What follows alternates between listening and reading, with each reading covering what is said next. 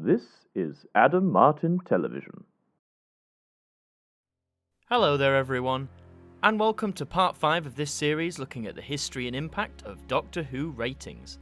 If you haven't seen the first 4 parts, I highly recommend that you check them out, as we've looked at the entire William Hartnell era and have begun looking at the tenure of Patrick Troughton as the second Doctor. But now sit back, relax, and join me once again as we delve back into the wonderfully niche world of Doctor Who ratings. Our destination? Season 5. It's the autumn of 1967, and being off the air for 9 weeks, the longest gap yet, Doctor Who was set to return guns blazing for its 5th season, and the second to feature Patrick Troughton in the lead role. The first set of adventures in Season 4 had been a mixed bag in terms of ratings and their reaction from audiences. On the positive side, the shift to stories more focused on monsters rather than history was proven to be a success, with Season 4 not only returning the favourites like the Daleks and the Cybermen, but also introducing new creatures such as the Fish People, the Macra, and the Chameleons. And viewing figures didn't completely bomb from when Troughton took over, so the future of the show was secured for now. On the negative side, initial reviews of Troughton's performance both in the press and by some viewers had been scathing to say the least. By season's end, I would argue people had finally settled into the idea of a new man taking over the role, but it was a rocky road to get there. Season 4 averaged at 7.1 million viewers, that's including the 2 Hartnell stories. In terms of just Troughton's time, that figure becomes 7.5 million. So the main question now, as Season 5 made its way to air, was what monsters were we going to see this time? And more importantly, for the BBC at least, could those viewing figures be increased even higher? The first story from Season 5 is the Tomb of the Cybermen. Landing on the planet Telos, the TARDIS team, along with an expedition group, discover the Cybermen are frozen in underground ice tombs, waiting to be resurrected. This story is comprised of 4 episodes, which began airing on the 2nd of September 1967 and concluded on the 23rd of the same month. Here are the individual viewing figures for all 4 episodes, and it's an interesting start, to say the least. I would argue a 6 million start for episode 1 of a season opener in 1967 isn't necessarily the best, but it's nice to see that number grow over the next 3 weeks. Episode 4, in fact, is the peak in viewing figures at 7.4 million. So one thing is clear, it's that viewers were clearly hooked by this story, and more people wanted to find out what was the talk of the playground that week. As always, we have to look at what was going on at the time and how it could have impacted the ratings. For one, this story, along with the season, got a good bout of promotion. Trailers on TV, the front cover of the Radio Times, extensive interviews with members of the show. Doctor Who, by all accounts, was still aiming to make quite a splash with its 5th run of adventures. In terms of competition on ITV, talent show Opportunity Knocks was still being shown in various regions. It was just as popular as modern talent shows are now, so it's understandable to assume a chunk of potential audience for Tomb could have been tuned into the other side instead. But the big draw of this story, which was emphasised at the time, was the return of the Cybermen. The Silver Cyborgs had been extremely popular in their 2 appearances in Season 4, so having them feature in a season opener was a pretty smart move. After episode 4 aired, there were quite a few complaints from parents that the show was getting too violent. It didn't have much repercussions at the time, but it was a stark warning of how criticism would come to the show in the future. Overall, this story attracted an average of 6.8 million viewers. This is over a 2 million increase from the Season 4 opener, The Smugglers, which only had a 4.5 million average. It's a 0.4 increase from the Season 4 finale, The Evil of the Daleks, so perhaps not the huge opening numbers the BBC were hoping for. For the next 25 years, it was believed that this story was lost, but copies of all 4 episodes were found in 1992, in Hong Kong of all places. Since then, it's been released on VHS, DVD, as well as having a target novel and an audio release. The Tomb of the Cybermen is such a great jumping on point for people looking to start classic Who, and still stands as one of the greatest stories of the original television series run. You belong to us. You shall be like us. The second story from Season 5 is the Abominable Snowmen. In 1930s Tibet, a being known as the Great Intelligence is trying to take a physical form, with the help of an army of Yeti. This story is comprised of 6 episodes, which began airing on the 30th of September 1967 and concluded on the 4th of November. Here are the individual viewing figures for all 6 episodes, and things seem to be holding pretty steady from the previous tale. The lowest point is episode 2, which matches the season opening episode with 6 million viewers. The peak comes with episode 6, which had 7.4 million tuning in, again matching the peak of the previous story, Tomb of the Cybermen. An interesting change is that the show shifted time slot, moving from its normal 5:50 PM to an earlier 5:25. This was due to some schedule shuffling on the BBC's part, and in the past we've seen that time slot changes can do some major damage to Doctor Who's ratings. However, it seems on this occasion that thankfully didn't happen. Competition on ITV at this time generally consisted of reruns in most regions, which only helped Doctor Who, as more viewers wanted to see new programming on a Saturday night. The Abominable Snowmen is memorable for the introduction of the Yeti, who were quick to become a favourite monster amongst fans.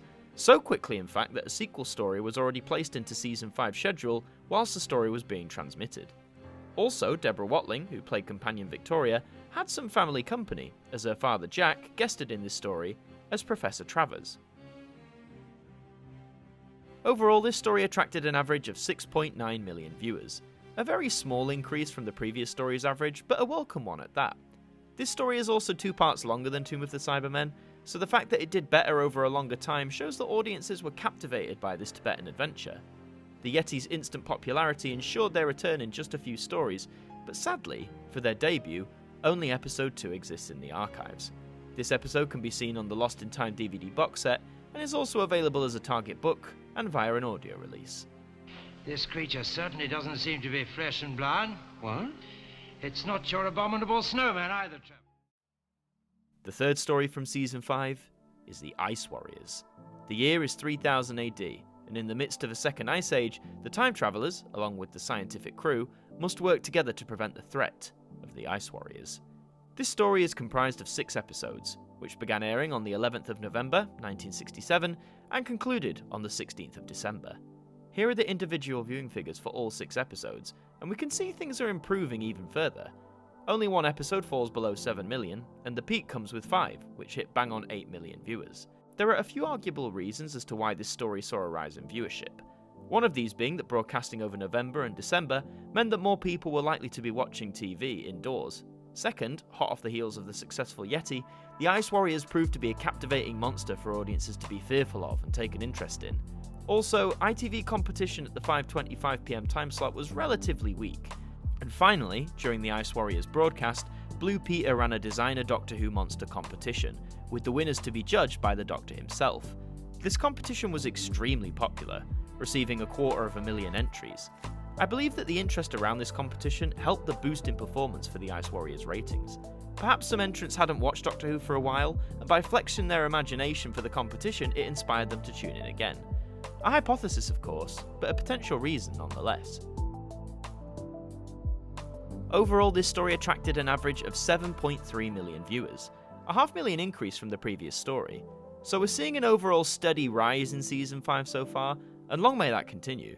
The Ice Warriors is a great introductory tale for the Martian Giants, but sadly only 2/3 of the story exist in the BBC archives. 2 and 3 are missing, but thankfully were animated for the story's DVD release in 2013. You can also enjoy the story as a Target book or as an audio adventure. And just like the Yeti before them, the Ice Warriors would return, and go on to be one of the most memorable classic monsters in all of Doctor Who's history.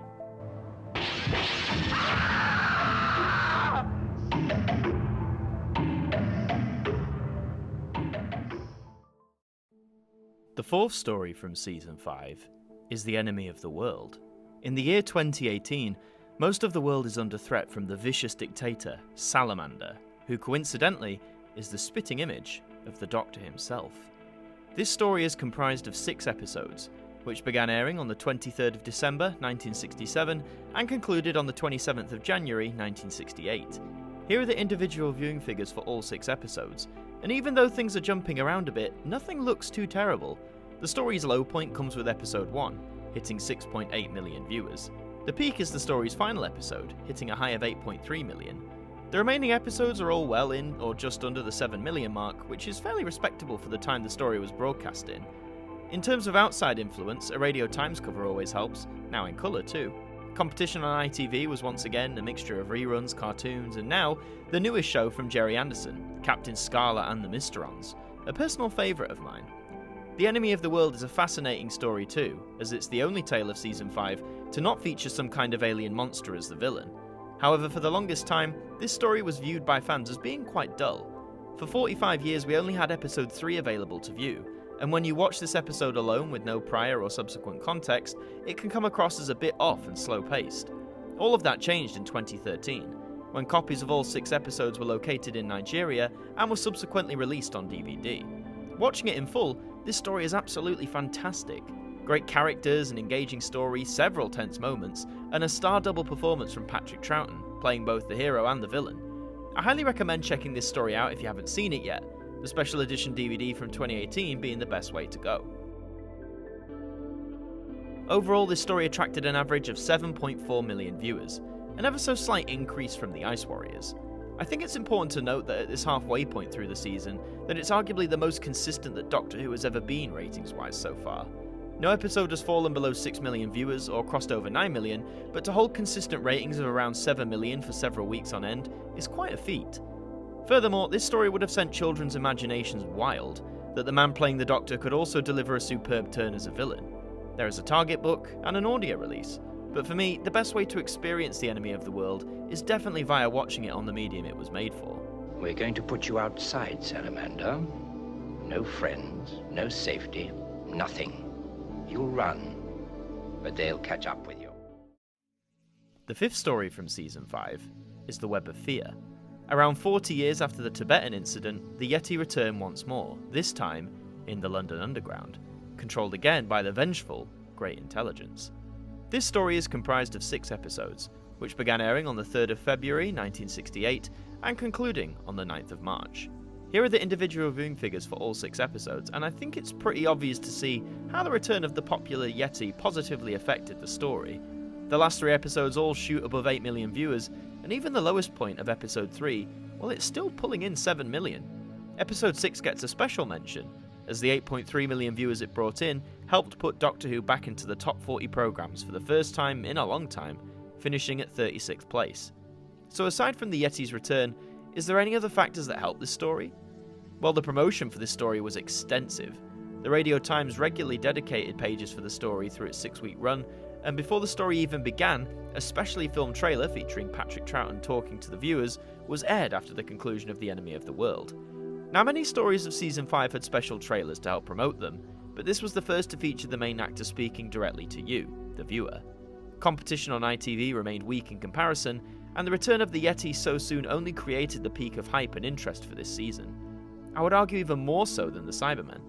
And if you want to enjoy this story now, there's a target book, an audio release, and also a DVD, with the missing episode 3 presented as a telesnap reconstruction. All episodes bar episode 1 were believed to be lost for 45 years, but were found in Nigeria at the same time as The Enemy of the World. So now a long hyped up story we can now enjoy as viewers would have seen it back in 1968. Overall, this story attracted an average of 7.6 million viewers. Another small jump up from the previous story, but a consistently rising average is better than a slowly decreasing one. The Yeti, after only 2 appearances, had arguably cemented their status as a classic Doctor Who monster. They wouldn't return to TV again, aside from a cameo in The Five Doctors in 1983, and even now they haven't yet crossed over to the new series. But even though we only have 2 stories to go on, the near-complete Web of Fear serves as a near-perfect example of a late 60s base under siege story, featuring a compelling narrative, great atmosphere, and wonderful characters, including the introduction of Brigadier Lethbridge Stewart, then a colonel, as played by Nicholas Courtney. A quintessential watch from the Troughton era. Check it out if you can.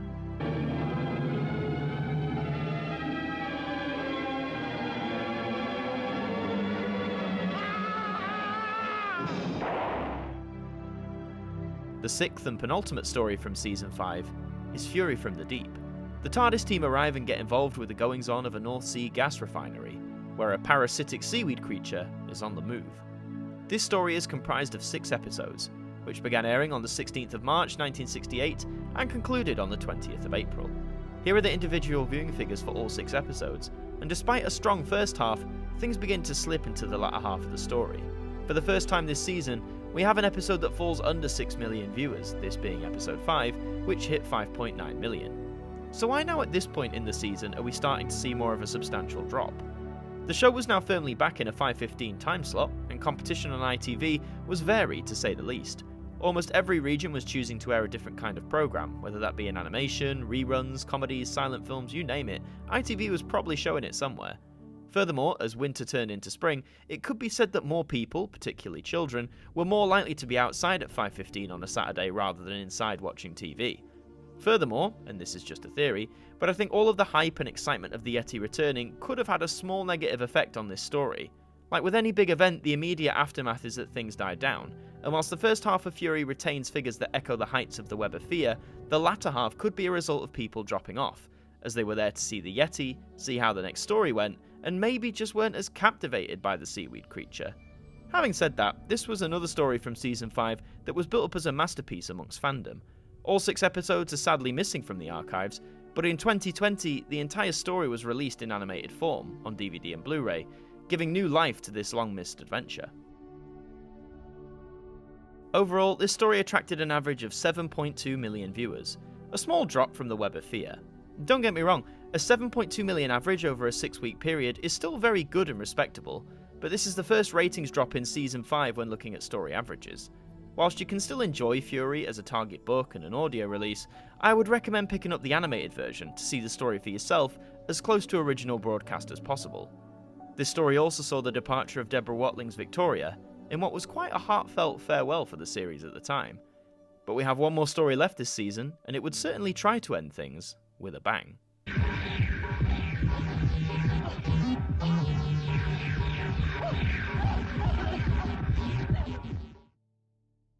The 7th and final story from Season 5 is The Wheel in Space. Members of the Wheel space station begin noticing some strange goings-on. This is only confirmed by the arrival of the Doctor and Jamie, closely followed by the Cybermen. This story is comprised of 6 episodes, which began airing on the 27th of April, 1968, and concluded on the 1st of June. Here are the individual viewing figures for all 6 episodes, and things seem a bit more steady, but a special note must go to episode 4, which not only gained the highest ratings for this story, but also the entire season, coming in at 8.6 million. Episode 4 also rocketed into the top 40 programs, finishing in 28th place. The lowest point was the closing episode, which drew in 6.5 million viewers. Now, the high peak of episode 4 could be down to time slot shifting. Originally scheduled for 5:25, it instead went out at 6 PM due to coverage of the FA Cup final, and it seems a fair chunk of the football crowd stuck around to see what the Cybermen were up to. Competition on ITV again depended on what region you lived in, but the big finale talking point was once again the return of the Cybermen. Being their 4th appearance in under 2 years, the Cyborgs were fast becoming a big challenger for the Daleks as the most iconic and memorable Doctor Who monster. Whilst the Wheel in Space isn't often revered as one of the Cybermen's best, it does introduce a brand new companion, Zoe Herriot, as played by Wendy Padbury. We only have episodes 3 and 6 of this story left to view, as the remaining 4 parts are currently missing. There's an unnecessarily expensive target book, an audio release, and the surviving 2 episodes can be viewed on the Lost in Time box set. Part of the story was animated for the streaming service BritBox, with consistent rumours that a full animated version will be released over the next few years. Overall, this story attracted an average of 7.3 million viewers, providing one final small increase for the season. It's not as strong as the previous season's Moonbase, which averaged 8.3 million, but still, to average over 7 million over 6 weeks, particularly after a very long season, is still somewhat impressive. The Cybermen were firmly here to stay in the Doctor Who world. Their 4th appearance may not be the most celebrated, but it is still worth checking out to see how they changed and evolved with every story in which they appeared. Also, with a new companion in tow, the Doctor, Jamie and Zoe were set for more adventures in time and space. You can't break through the field, you know. You will be destroyed. Others are coming. So that's Season 5, the 7 stories that comprise it and the ratings that they garnered. With the transmission of Episode 6 of The Wheel in Space on the 1st of June 1968, Season 5 of Doctor Who was brought to an end. The season ran for 9 months and was made up of 40 episodes across 7 stories.